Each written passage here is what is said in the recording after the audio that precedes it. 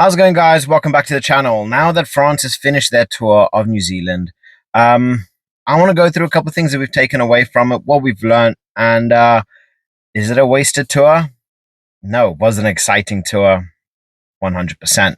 But there's a lot to learn from it. So please like, subscribe, bear with me, and let's get into it. So before this all started, the moment France announced their intentions to rest all of their international stars, which is understandable considering the top 14 is such a competitive league and it runs for so long, they do need rest, right?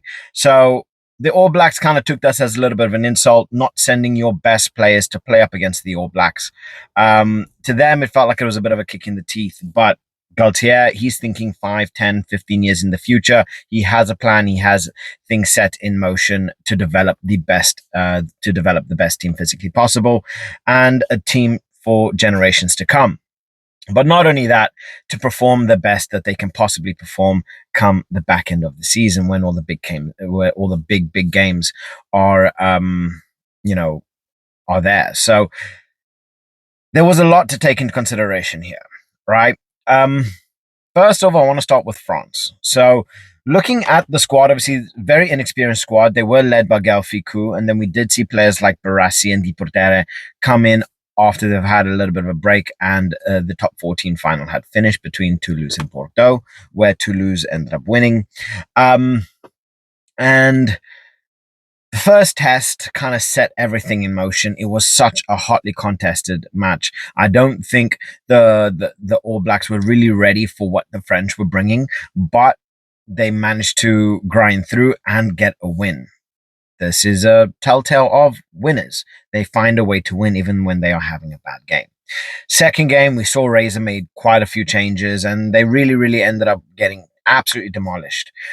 But it was a third game where we started to see a little bit more fight. We saw more changes. We saw players like Ardie. We saw players like Villiers, Atisogbe, Hastoy, Garrec perform really well throughout the entire tour. And this is giving Galtier a real headache because, to be fair, the only reason why these kind of players are not currently in the first team or heavily breaking into the first team outside of the likes of Atisogbe is the quality of talent that's already there, right? We've got to take in consideration Antoine Dupont is at 9. He likes to play at 10. France like to play him as much as physically possible, whether he's 9, 10, 15, 11, 2, 3. They'll do anything to keep him on the pitch when he is fit and ready. But not only that, you have the likes of Romain and Tamac at 10. You have the likes of Thomas Ramos at 15. You have the likes of Damien Penaud at 14. Louis Bilberet at 11, and then you look at the centers. You have your Mofanas, you have your Barassis, Deportere as well, which had a chance to play. But, the quality is just endless. I don't think they really played, if any, first team players outside of the likes of Barassi, who is a genuine first team player for France. So it offered a lot to learn. There was a lot of young players there, players like Michael Guillard, who really put in a stellar performance throughout. Whenever he played, he really showed the world that he is quality. He did play very well in the Six Nations for France as well, but there he played lock. In this tour up against New Zealand, he played as a number 8, which I actually quite like him there. It offers that extra little bit of versatility as well, not only being able to play as a lock, but also to be able to play as a loose forward. So he offers a lot of variety, which Galtier really does love.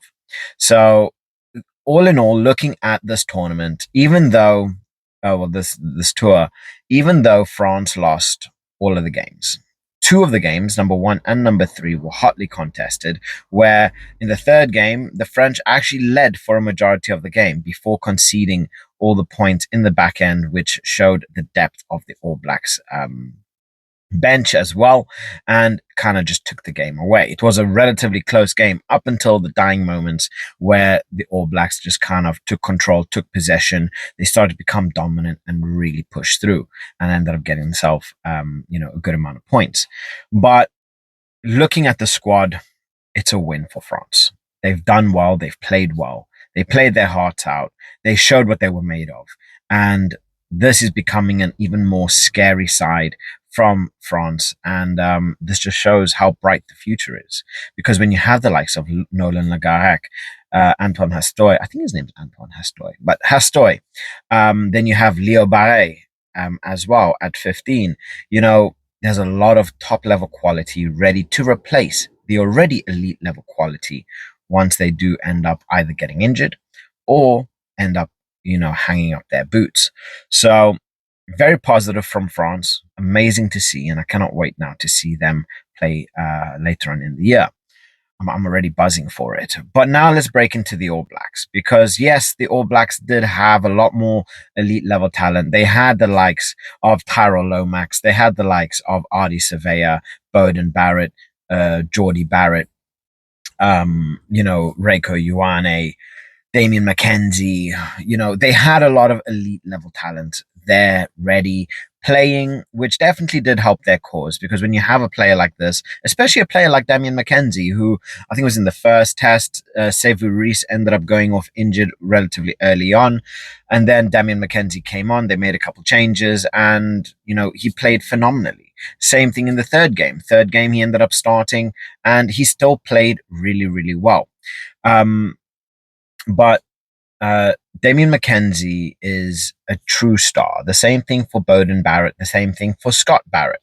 There are so many elite level players for the All Blacks, and their depth is crazy because then, you're still looking, the likes of Satiti isn't ready to play. They got a whole bunch of elite level talent still waiting. Right. But not only that, developing amazing talent like your Fabian Holland, who prior to this tour of France, I didn't really know much about Fabian Holland. And the more I watched, the more I learned, and the more I studied him, the more I became a big, giant fan of him. He is so young, but he plays like he's been playing the game for 30, 40 years. He has so much experience here, right?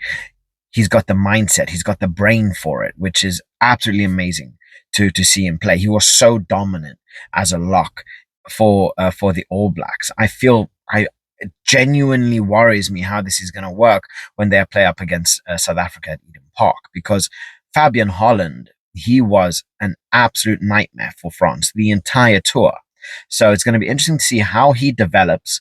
Hopefully he stays fit, and I would love to see him playing up against the Springboks because that will just create such an amazing battle when you have the likes of your Rua Nohia, your Iabenetsabet, and then having that battle with Holland, that's going to be scary. That's going to be scary. Even like the pairing between Patrick Tuipulotu and Fabian Holland was phenomenal. Absolutely loved it. Absolutely, absolutely loved it. But it was a whitewash for the All Blacks. I think everybody did kind of expect this to go as it did, 3-0. And the All Blacks really put in some good performances. They put in a winner's performance, albeit some of the games were pretty close. Game two wasn't. Game two was absolute destruction. And the All Blacks really showed their power and dominance and completely took the game away from France, barely letting them get any touch of the ball. They were put under pressure at points, and there's definitely a lot to take and definitely a lot to learn. And we all know Razor. He's got those big cojones. He doesn't mind making the necessary changes. He doesn't mind, saying what needs to be said. And he's definitely going to be sorting out a lot of defensive frailties. So it's only going to make us stronger All Blacks for the end of the year when we are going to see all the big, big tests that the All Blacks need to go through. Obviously, biggest being South Africa at Eden Park. But we saw, like Brodie McAlister coming in third test, getting himself his first cap, first try as well. Amazing. We got to see players like Tavanawai come through, play as well. Always lovely to see that.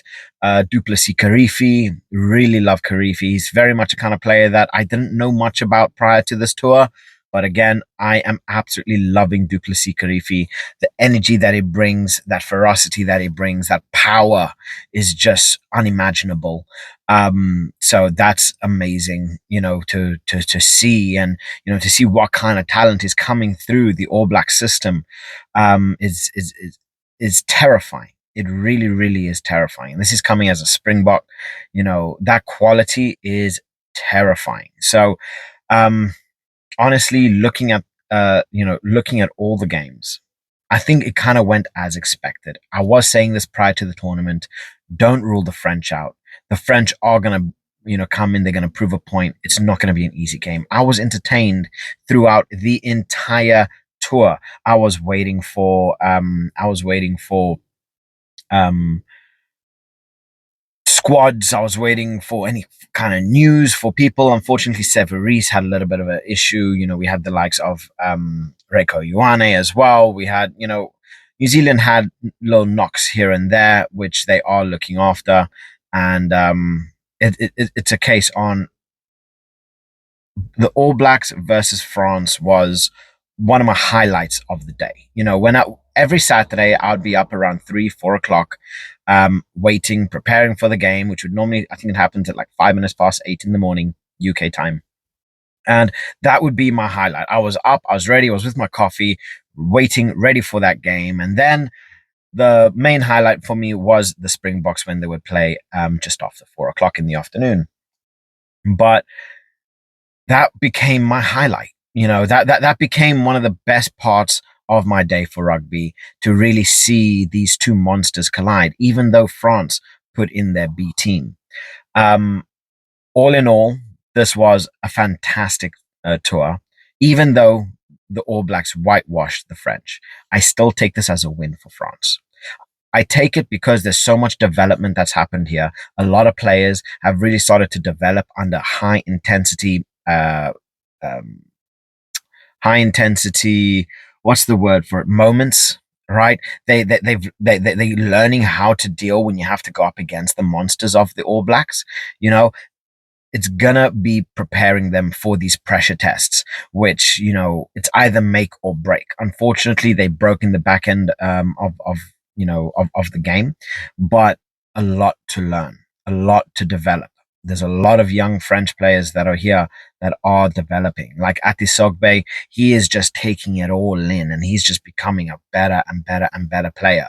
We saw how he dominated in the Six Nations, actively keeping Damien Penaud out. I think Damien Penaud also did pick up a little bit of a knock, but the performances that Atisogbe put in at 14 was ridiculous, right? And then you have, other players that are just getting better, like Nolann Garrec. Really, really big fan of him. And I can definitely see him slowly taking that spot away from Antoine Dupont as he does get older. But yeah, big win for France, even though they lost, and an even bigger win for the All Blacks, because not only did they have that time to rotate, they've had that time to bring a lot of players in. They've given a lot of players their first caps as an All Black, which is always lovely to see, and we saw really, really, really strong performances.